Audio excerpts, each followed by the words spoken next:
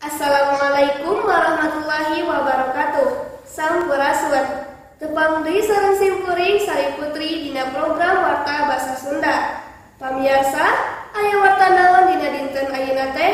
Mangga urang sakseni warta salengkepna.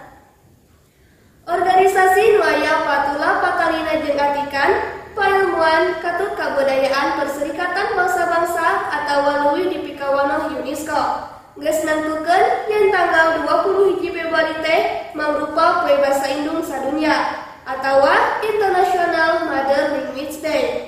Nu jadi tujuan utamana nyaeta pikeun ngemumulai sakumna basa indung atau basa daerah nu aya di sakuliah dunya.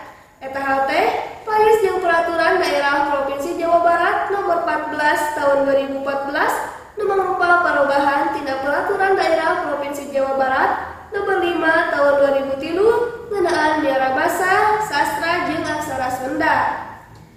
Di saperat aya katentuan kitu, ampir sakabeh nu mibanda basa indung atawa basa daerah unggal tanggal 20 Februari masyarakatna objek ngarayakeun rupaning kegiatan minangka mieling tun ngarah-rah Poe Basa Indung teh kaasup di Tatar Pasundan. Kegiatan nu diayakeun di sawatara wewengkon di Tatar Pasundan kayani ngayakeun rupa-rupa pasanggiri. Nyen meme nulisina mangrupa mieling Poe Basa Indung, uar pangajak kabalarea sangkan biara tu ngagunakeun basa indung ngaliwatan benda. Jeung saniskara kegiatan kesundaan sejenna. Kutareka kitu dipihare rasa urang Sunda leuwih deukeut jeung basana. Kapan ti pepatah kuleki anu bakal ngarakeutkeun kana rasa manusa lintang di basana moal aya deui anu bakal apal kana basana lintang di bangsana.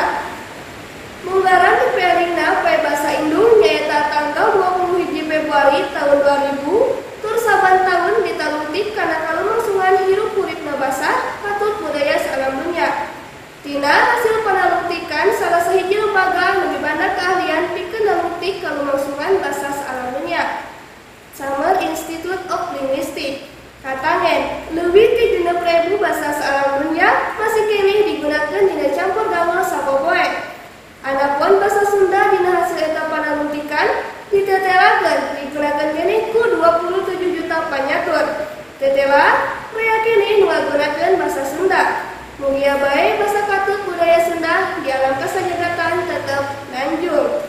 Pamirsa, masa kitu nu kapihatur warta dina Wanda Basa Sunda dangat ayeuna. Simpuring Sari Putri, amit mundur, amit mungkur. Wassalamualaikum